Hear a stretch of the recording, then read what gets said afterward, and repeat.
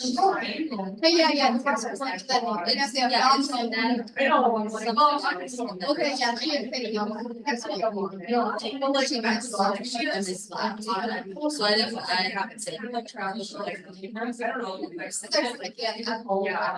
actually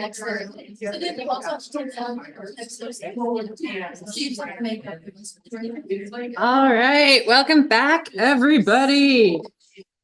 So we are going to be moving into in-person talking about our kidneys. So hopefully everybody got through that urinary anatomy bit.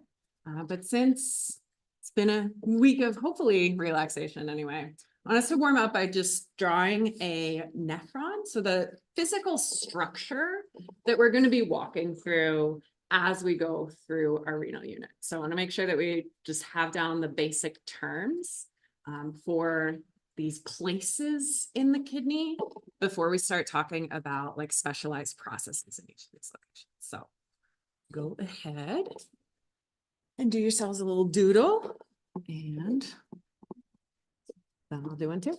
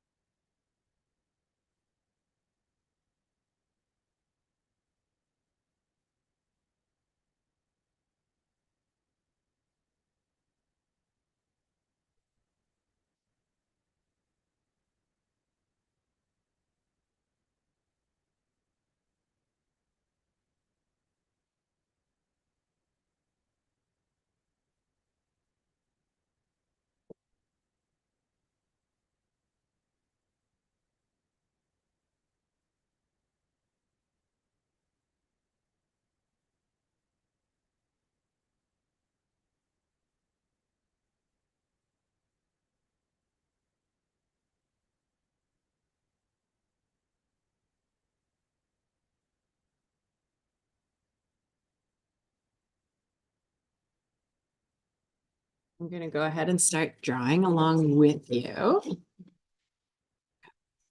So when we're starting out with the nephron, we're starting out with the glomerulus. which is part of the renal corpuscle. It's a capillary bed. So here's my glomerulus, as well as the afferent and efferent arteriole leading into it and out of it. Okay.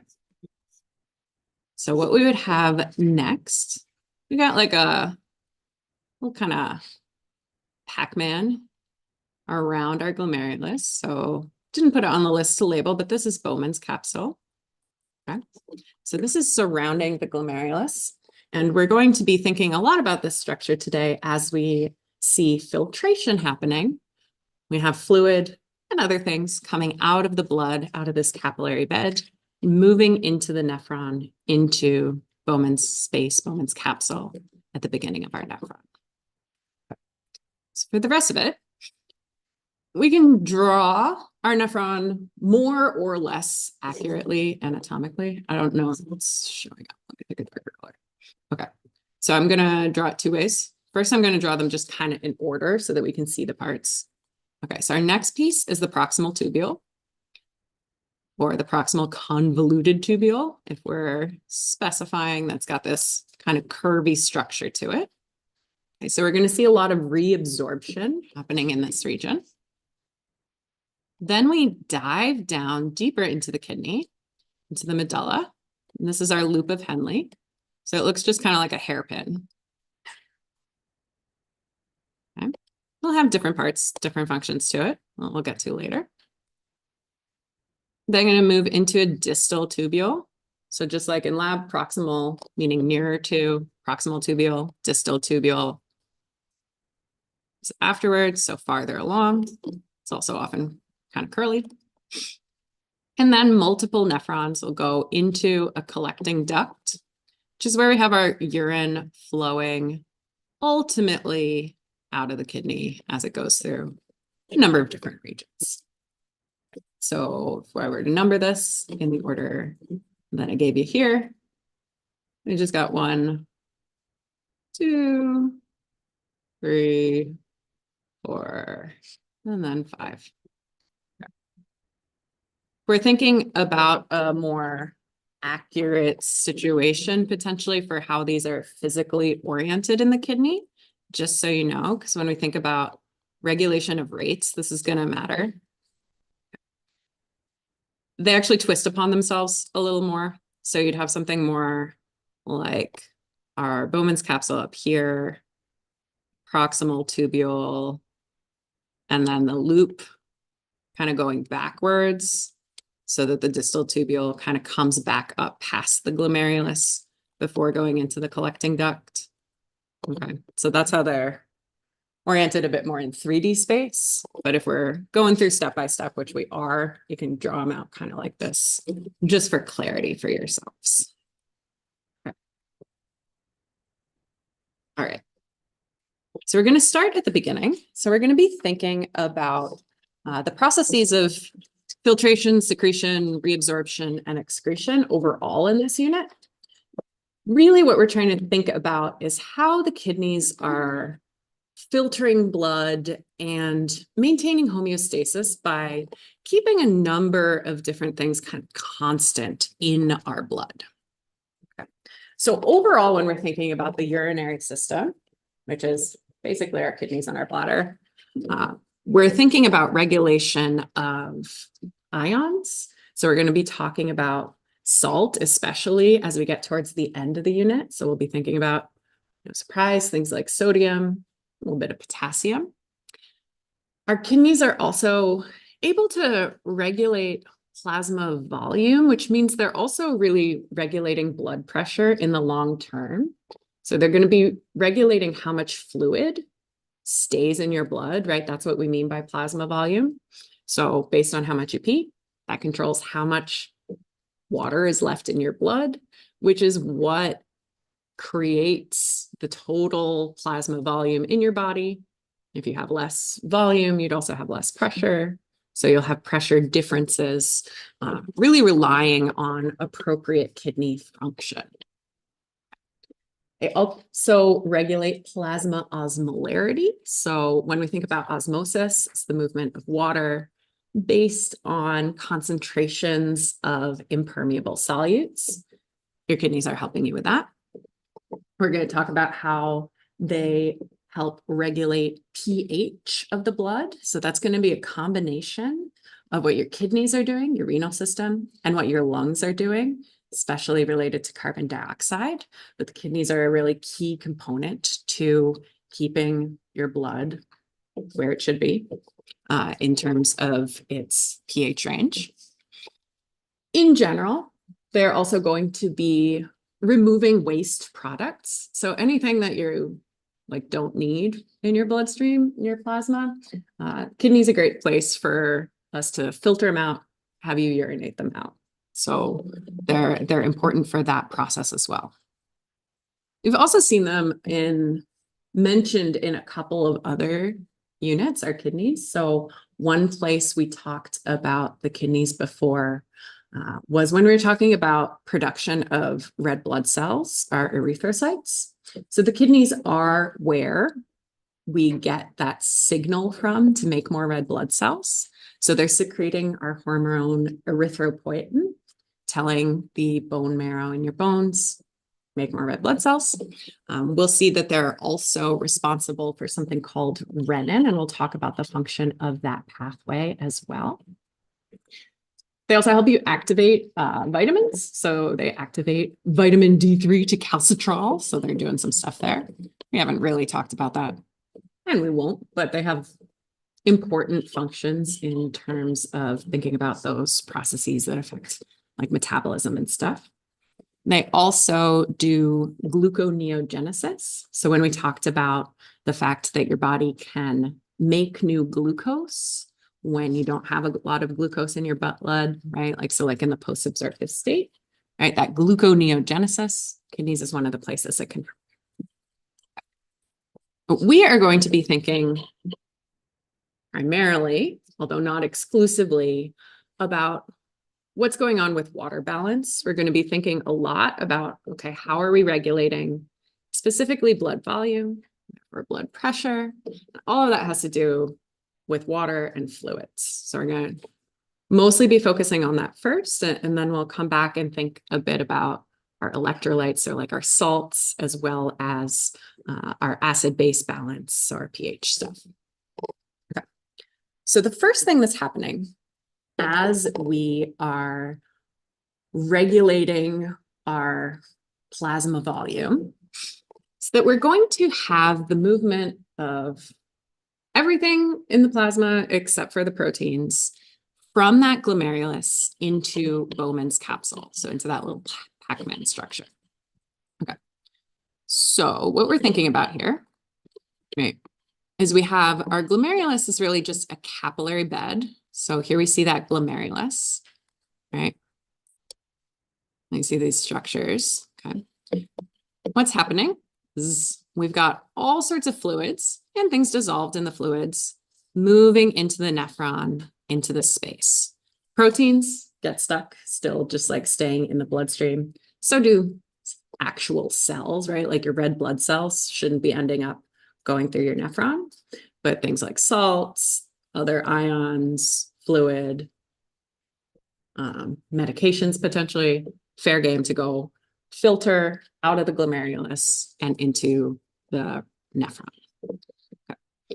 So in terms of how much of this is happening, you have about 125 milliliters of fluid per minute coming out of your bloodstream and going into the nephrons. So you're filtering a lot of fluid here. You multiply that times 24 hours a day, 60 minutes per hour, you'd end up with 180 liters per day of fluid moving through the nephron. Okay, so lots and lots of liquid that ultimately we are going to be able to regulate how much of that returns to your bloodstream. You cannot physically lose 180 liters of fluid a day. You do not have 180 liters of fluid total in your body to lose. Okay. So we have lots of fluid getting filtered, so moving from the blood into the nephron, but it's also going to be important that we'll have fluid reabsorbed. So moving from that nephron back into the bloodstream later on. So we're going to think of this fluid for now as filtrate. It's going to be the words that we're using. So that just means this fluid with the ions, all that jazz that is moving out of this glomerular capillary and into Bowman's space or Bowman's capsule here in the renal corpuscle. Okay. So the way we have this stuff move is that the walls of the glomerulus are like particularly leaky. So this is a place we have something called a fenestrated capillary, right? So this is different than a lot of our other capillaries in that it has much bigger gaps, right? So we can see fenestra means window in Latin. So we can see these extra kind of like pores, these windows through the capillary, right? So we got like bigger gaps, basically. Okay. So that would be one kind of barrier that we'd have to cross to get into Bowman's space, but it's pretty leaky, so it's not all that hard to get through the fenestra that are lining the endothelial layer here, right? So this inside layer would still be made up of cells, right? Just like all our other blood vessels, okay? We just got big gaps. Okay. Then we have to cross a basement membrane, right? So that's just kind of glue for our cell layers here, basement membrane. And then to get into Bowman's space, we're going to have to go through these filtration slits. So they look kind of like gills almost, right? So these filtration slits, what they are gaps between the foot processes of another type of cell called a podocyte. So I think like podiatry is, right, the branch of medicine that works on feet, right? So foot processes here on our podocytes. So imagine them, right, as having lots of feet creating these slits between them here, right? So that's our filtration slit. Now, the reason we care about those filtration slits is this means that if we can regulate the size of those filtration slits, we would also be able to regulate that barrier. So when we get to how we can change the amount of filtration that's happening, we want to remember that exists. So we're going through those fenestrated capillaries, the basement membrane, and these gaps, these filtration slits between the foot processes of our podocytes. Okay. Now, the glomerulus is a capillary bed. It's got some specialized features, but it is going to do similar things to our other more generalized capillaries that we talked about when we were talking about the vasculature. So I want to remember back to our net filtration pressure. So we're going to have a glomerular filtration pressure specifically. So go ahead and let's jog our memories on what our definition for filtration was, right? That was a specific direction. And then we had our Starling's forces, some of which caused fluid to move in the direction of filtration. When we're thinking about net filtration pressure, our opposite direction was our absorption direction.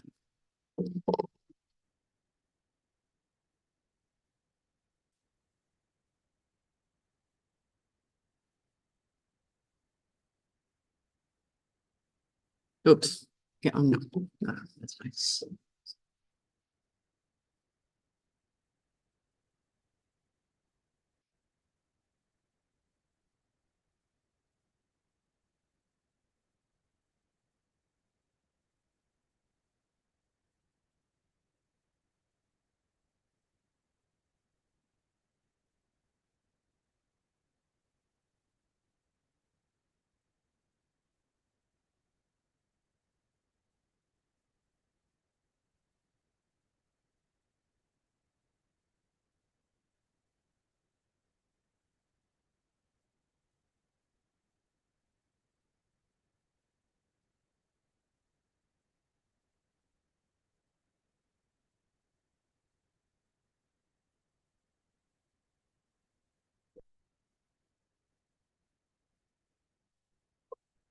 Okay, take another couple seconds to make some selections and we'll go over it.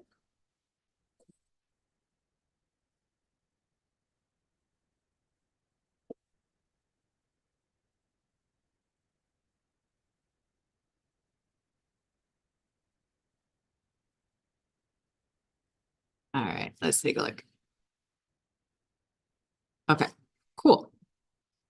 All right. So we mostly remember this, which is great, right? So when we were looking at our net filtration pressure, right, we were thinking about a capillary. Here's my capillary. And in general, we're looking for forces for filtration, right? So filtration was coming out of the capillary. And then we had our forces for absorption, so coming back in. Okay. So when we think about these, right, we had our capillary hydrostatic pressure. So basically the push of fluid, right? So the push of like things like water in the plasma, pushing out and against those walls as a force for filtration. Okay. The other force that we had was anything that we had dissolved in that interstitial fluid in this space, right? Exerts a pull on water, right? So osmosis is going to tell water that it wants to come water that area down, right? So this is a pull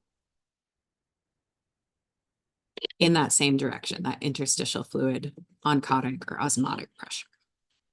So we're jogging our memories on this because now as we calculate glomerular filtration pressure, we're going to be changing some of these words, but it's going to be the same kind of idea. It's just a variation of a filtration pressure.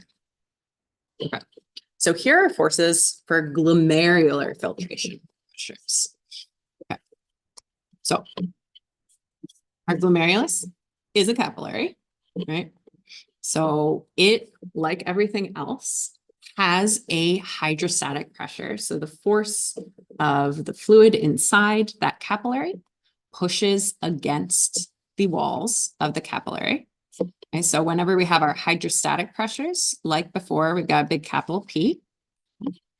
So hydrostatic pressure in the glomerulus pushes fluid into the nephron, right? So this is a force for filtration because that fluid is physically pushing against those walls, and a fair amount of it is getting out through those fenestra, those windows in the walls of the capillary, going through the basement membrane and filtration slits.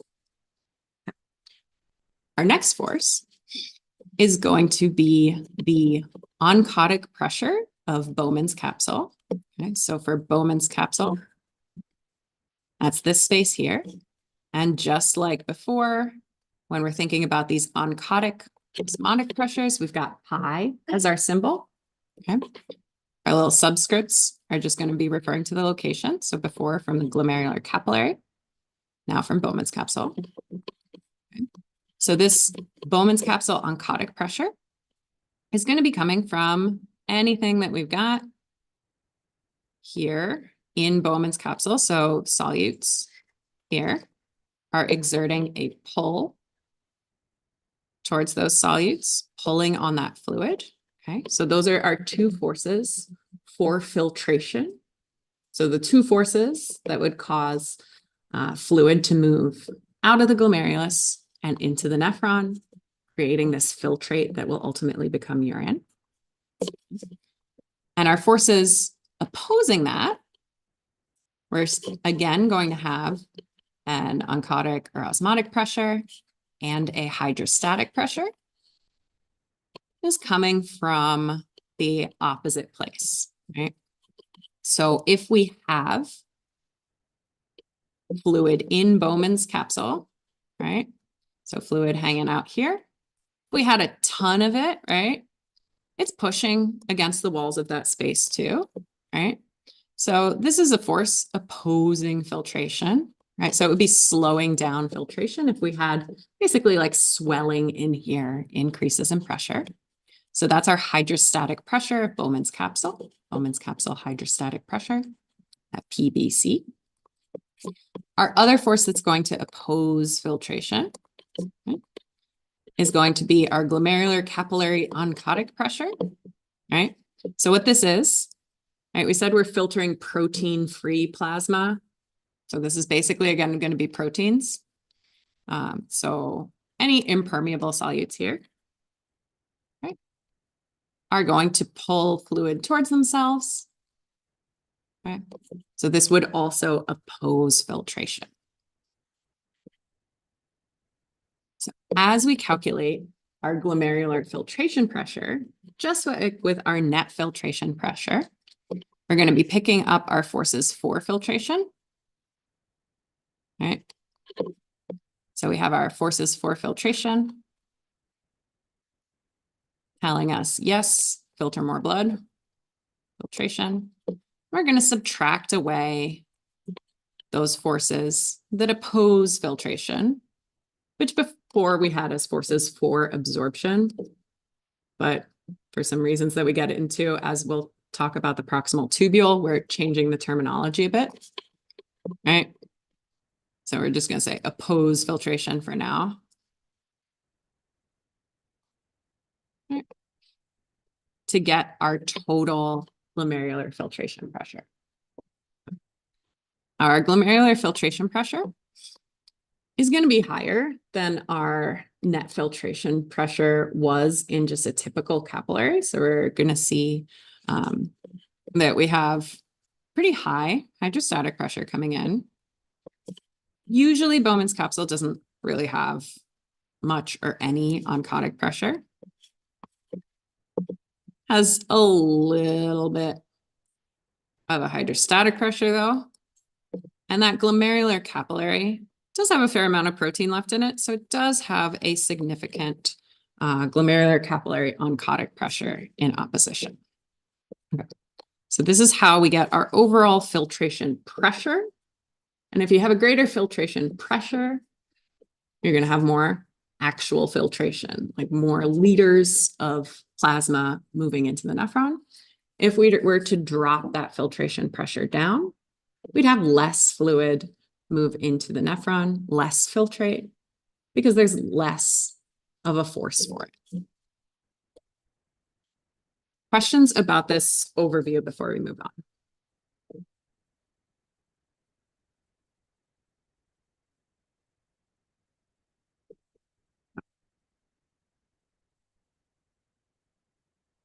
So this is written out, but now we have some numbers on here, right? So again, we've got our forces favoring filtration and our forces opposing filtration. And we see the pictures on here. Right, so we have our glomerular capillary hydrostatic pressure, or PGC. Right, so we're looking at that force of the water pushing out. Right. Usually this is around 60 millimeters of mercury. Part of why this is high is because there's a high amount of resistance in the efferent arteriole. So for our glomerulus, our afferent arteriole goes into the capillary bed. We got the loops of the glomerulus are the capillary bed. Efferent arteriole comes out of that capillary bed. And that efferent arteriole is typically narrow, like narrower. So it has a smaller radius. When we have something with a small radius, we have higher resistance. So basically you can think of blood as being kind of like backed up in the glomerulus, right? So we're having slow moving kind of backed up blood of high pressure in the glomerulus, which is part of what's creating this hydrostatic pressure.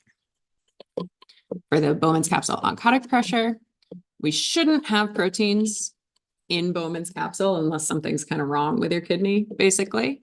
So it should be 0 because you shouldn't have protein in the filtrate. But we're putting it in the equation because stuff happens, right? And if this were to change, it would have an effect on filtration.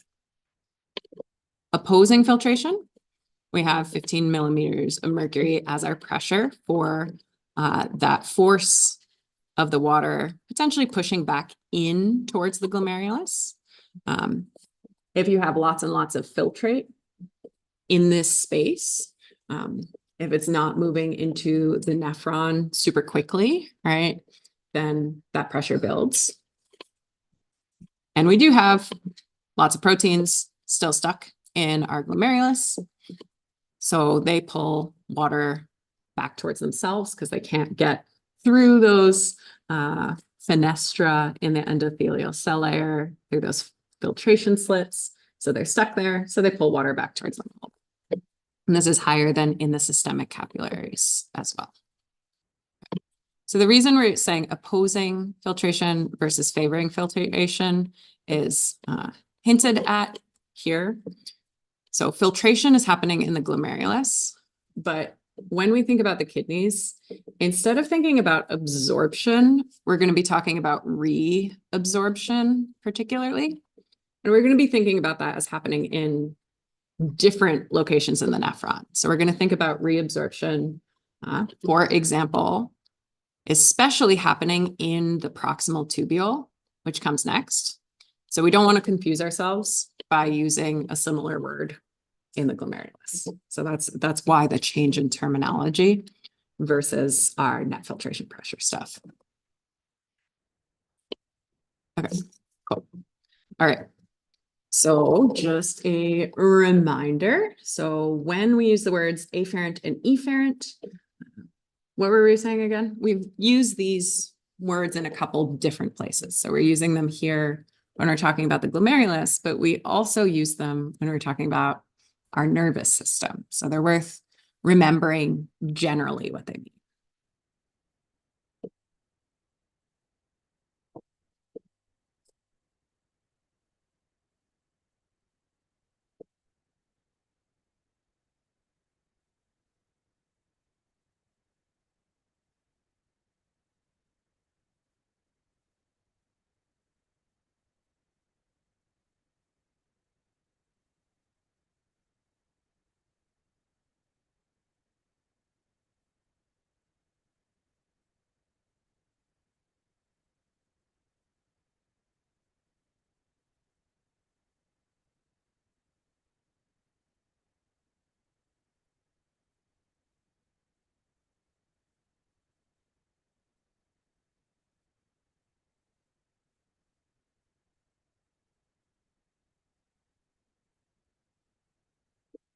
Okay, take another couple seconds.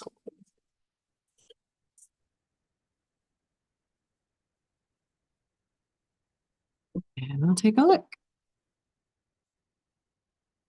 Okay, cool. Yeah, so when we are talking about these two words, we talked about them in the central nervous system being like your brain and spinal cord. Right. So our afferent nerves would have been like sensory stuff, carrying information towards the central nervous system, because afferent means towards something. So now we have an afferent arteriole going towards the glomerulus.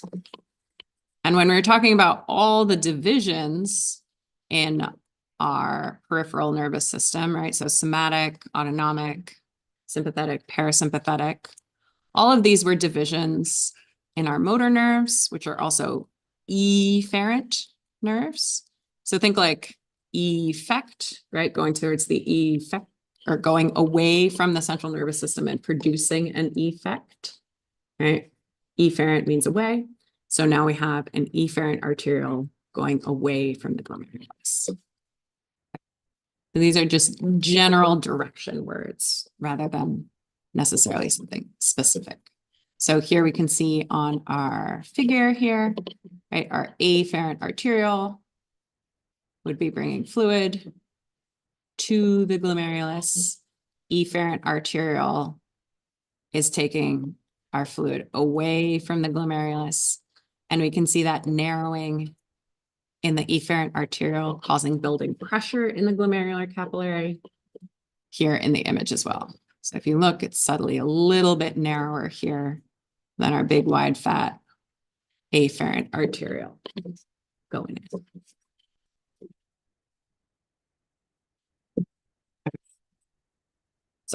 the glomerular filtration pressure is the sum of the forces telling us how much of an overall force for filtration we have.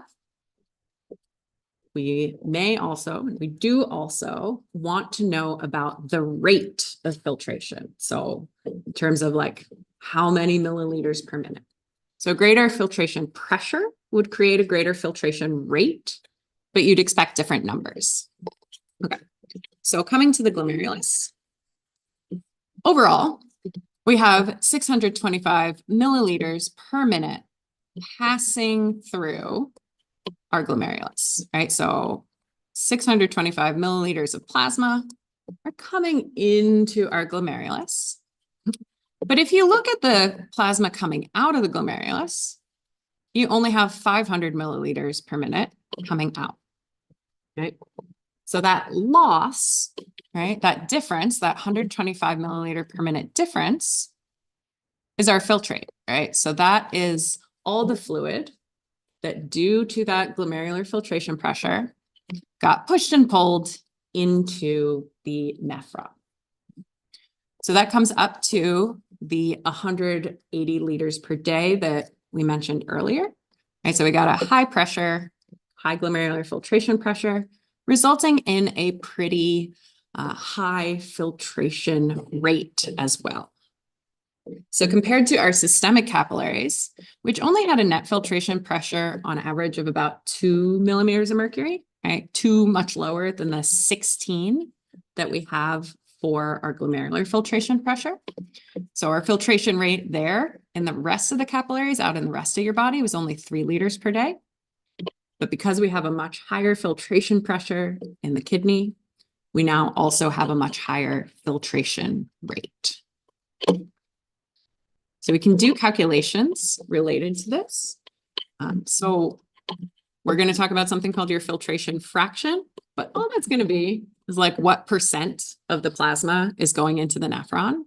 So we're going to see this filtration rate divided by how much plasma went through that glomerulus, went to the kidney in the first place. So if we calculate out that filtration fraction,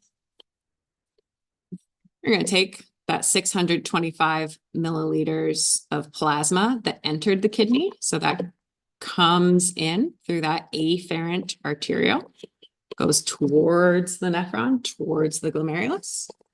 Right? And our numerator here, so 625 was our denominator, numerator, got 125 milliliters per minute of filtrate that we're losing. It's going into the nephron. We'll gain some of it back eventually, but that's a separate situation. Right, so that 125. The filtration fraction, 125 divided by 625 gives us 20%. So 20% of your plasma is going through the nephrons in your kidney every minute, right? So blood is moving through these structures constantly. And they're able to hopefully constantly adjust how much blood volume you have, adjust for how much water you're drinking, how much water you're not drinking, how much you're peeing, hormonal issues, salt intake, things like that, right? So it's good that we have lots of blood flowing through these structures throughout your day. We're not always going to be interested in just the fluid. We may also be interested in things that are dissolved in that fluid. We especially think about glucose, right? So sugars, because it's important for metabolism, but also because this is going to be one of the markers of like diabetes, right? Is going to have to do with fluid intake, urination, and glucose levels. Okay. So if you're looking at something that is in your blood, and we're looking at how your kidneys are doing at filtering that specific substance, we'll look at something called the filtered load. So what we'll do is we'll take that glomerular filtration rate, right? So that glomerular filtration rate of 125 milliliters per minute from the previous slide, right? And what we're going to do is very simply multiply it by how much of that substance is filterable and what its concentration is there in the plasma going in. So for plasma glucose, it's freely filtered, so it doesn't have any trouble getting through the glomerular capillary. Okay. So the amount of it that you have in your plasma under normal conditions is 100 milligrams per deciliter. And let's make those units match. So we get 1 milligram per milliliter. Right. So all we do is multiply those two things together. Okay. So 125 milliliters of fluid per minute. So your glomerular filtration rate going into the nephron. In the plasma, you've got 1 milligram per milliliter of glucose mixed into that plasma. So we got a filtered load of glucose of 125 milligrams per minute.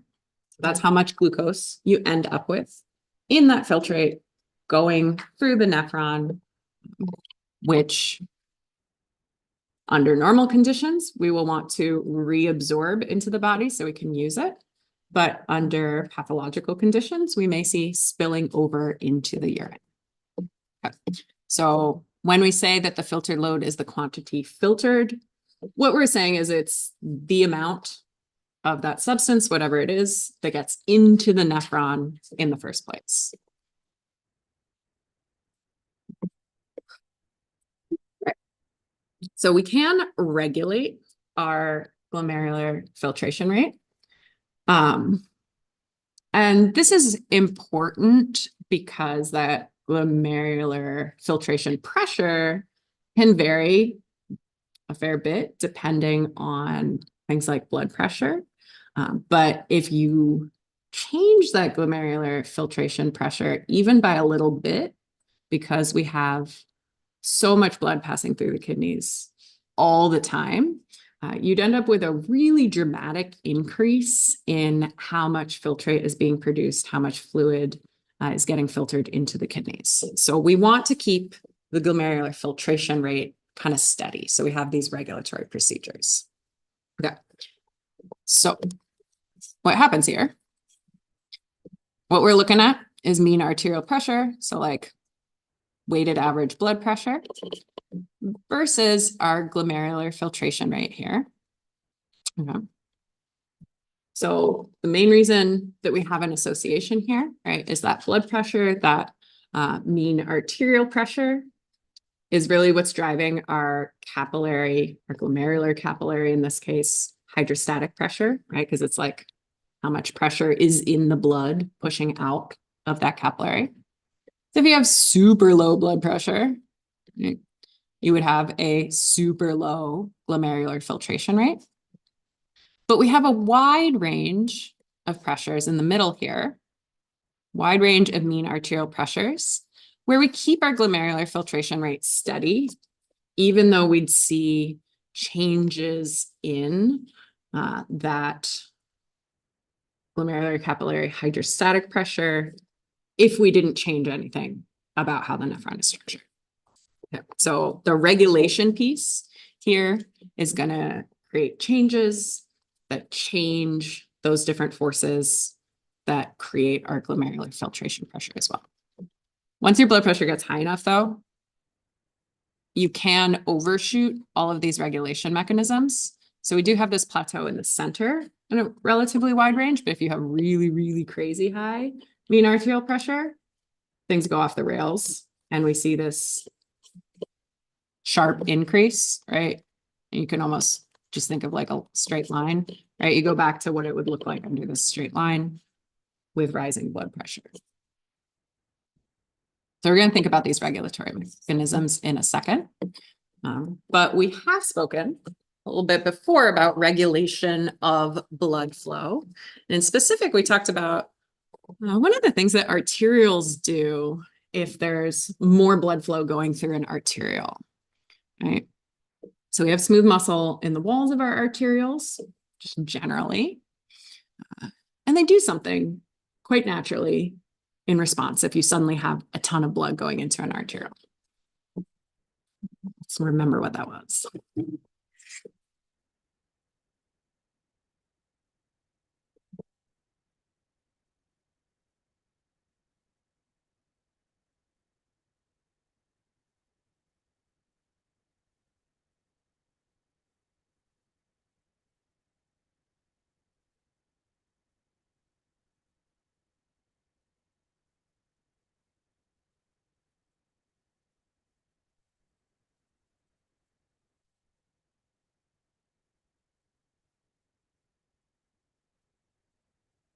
Take another few seconds.